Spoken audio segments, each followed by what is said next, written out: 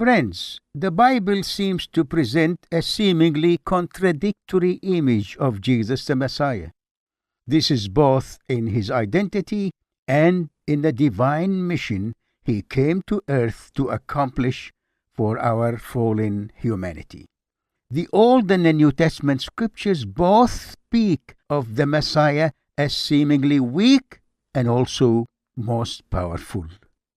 We read in the 53rd chapter of the prophet Isaiah, "He was despised and rejected, a man of sorrows."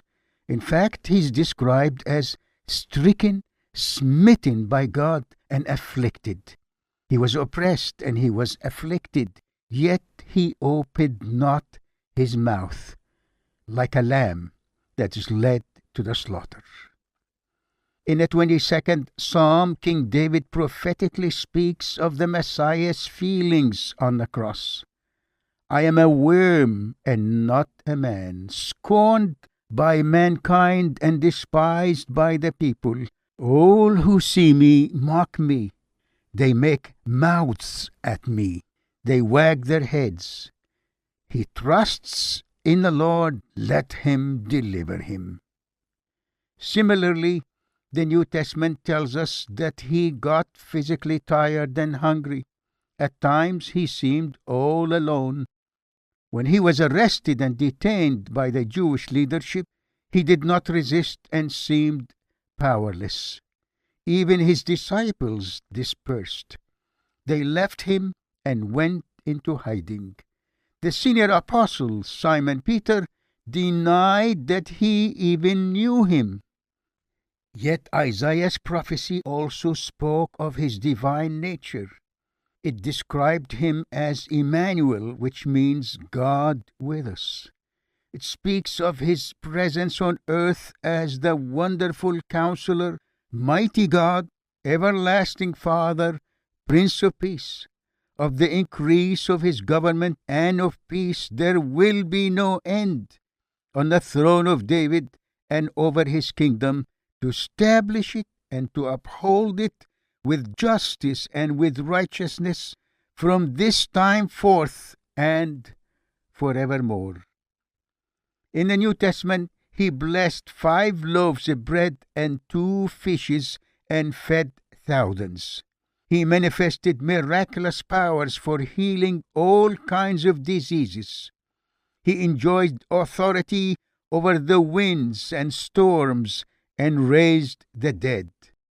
Isaiah's 6th chapter prophetically says, "I saw the Lord sitting upon a throne, high and lifted up, and the train of his robe filled the temple. Above him stood the seraphim. Each had 6 wings. With 2 he covered his face, and with 2 he covered his feet, and with 2 he flew. And one called to another and said, Holy, holy, holy is the Lord of hosts. The whole earth is full of his glory."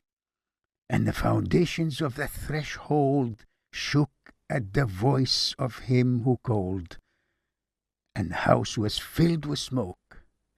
"My eyes have seen the King, the Lord of hosts."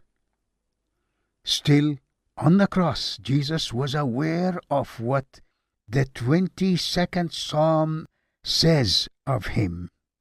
It says, "All the ends of the earth shall remember and turn to the Lord, and all the families of the nations shall worship before you. For kingship belongs to the Lord, and he rules over the nations. Posterity shall serve him.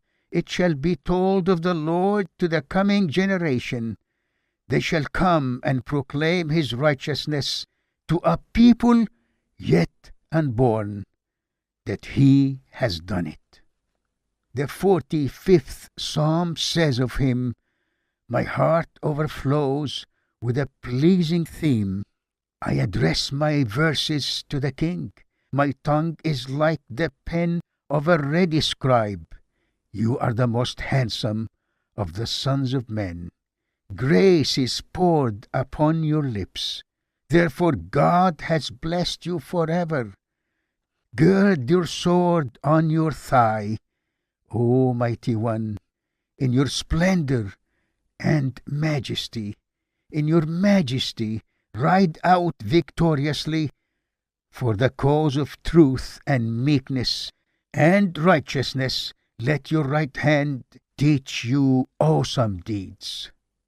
The Gospel records his bold announcement that he enjoys power and authority over all things visible and invisible in heaven and on earth.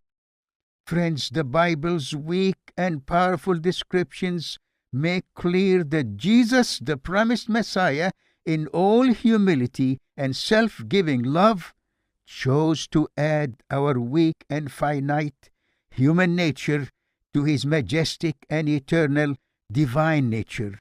He did so to qualify to die for sinful sinners and establish life eternal for them.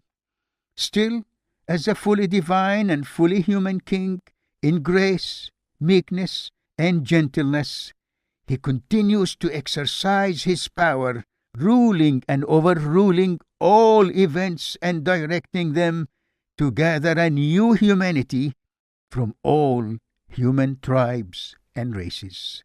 Hallelujah.